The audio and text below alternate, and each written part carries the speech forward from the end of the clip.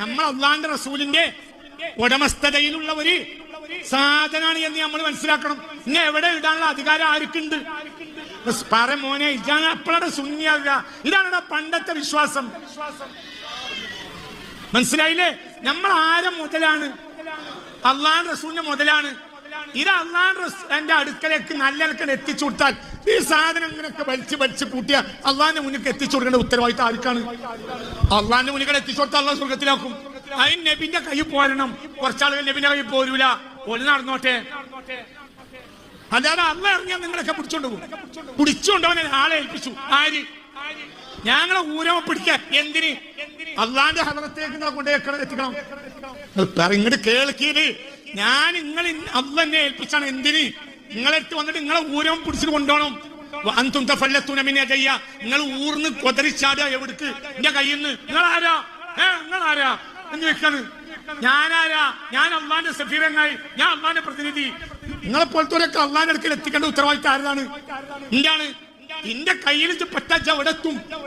അള്ളാന്റെ ഹദറത്തിലെത്തും. അപ്പൊ എവിടെയെത്തും? സ്വർഗത്തിലെത്തും. ഇല്ലെങ്കിലോ ഫോണെടുത്ത് വെക്കോ. ഈ ഉത്തരവാദിത്തല്ല. അതാണ് യാ അബാ ജഹൽ, യാ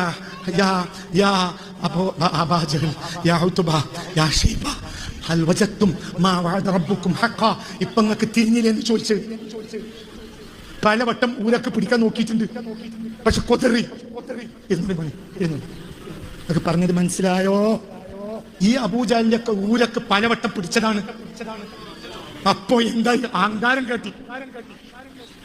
അവസാനം ബദറിലെ പൊട്ടക്കണ്ടിക്ക് വലിച്ചിട്ടു. എന്നിട്ട് പോയി ചോദിച്ചു, യാ അബാ ജഹൽ, യാ ഉത്ബ, യാ ഷൈബ, ഹൽ വജത്തും മാ വഅദ റബ്ബുക്കും ഹഖാ. ഞാൻ പറഞ്ഞ സത്യം നിങ്ങൾക്ക് ഇപ്പൊ ബോധ്യപ്പെട്ടില്ലേ? പറഞ്ഞു വന്നിട്ട് റൂഹില്ലാത്ത തടിനോട് എന്തിനാണ് നബി വർത്താനം പറയണത്? അപ്പോൾ പറഞ്ഞു, അവരെ പോലെ കേൾക്കാൻ നിങ്ങൾക്ക് പോലും കഴിയില്ല. അവർ കേട്ടുകൊണ്ടേയിരിക്കണം. തിരിഞ്ഞു. നീ തിരിഞ്ഞിട്ട് കാര്യമില്ല. നിങ്ങൾക്ക് പറഞ്ഞത് മനസ്സിലായോ? ഇപ്പൊ തിരിഞ്ഞു. പള്ളിയിൽ പറയുന്ന വയല് കേട്ടനുസരിച്ച് ഇബാദത്ത് ചെയ്യാൻ പറ്റിയൊരു കാലം കഴിഞ്ഞു. അന്ന് ഇബാദത്ത് ചെയ്യൂല. പിന്നെ നമ്മളെ പള്ളിപ്പറമ്പിൽ വയല് കുഴിച്ചിട്ടാൽ ഇതേ വയല് നമ്മൾ കേൾക്കും. പള്ളിപ്പറമ്പ് ചെരുപ്പിന്റെ കാല് അടിച്ച് നടക്കുന്ന ശബ്ദം പോലും അവർ കേൾക്കുമെന്ന് മുഹമ്മദ് മുസ്തഫ.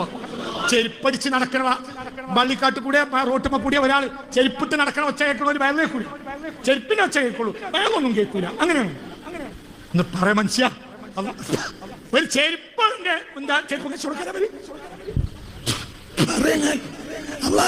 പറയാണ്.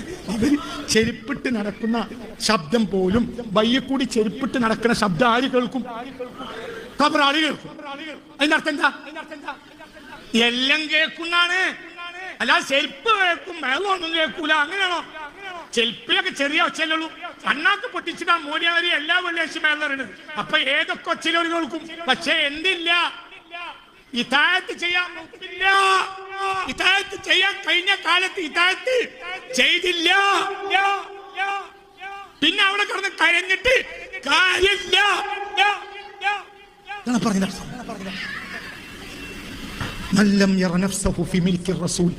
ഞാൻ റസൂലിന്റെ ഉടമസ്ഥതയിലാണെന്ന് ഞാൻ മനസ്സിലാക്കിയിട്ടില്ലെങ്കിൽ,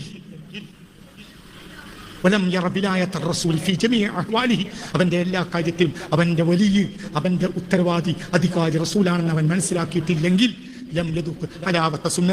നബിച്ചര്യയുടെ മധുരം അനുഭവിക്കാൻ അവന് കഴിയില്ല. അപ്പൊ രണ്ടു തരം താടിയ, രണ്ടു തരം തലയക്കെട്ട, രണ്ടു തരം തൊപ്പിയ, രണ്ടു തരം സുന്നത്തിസ്കാര.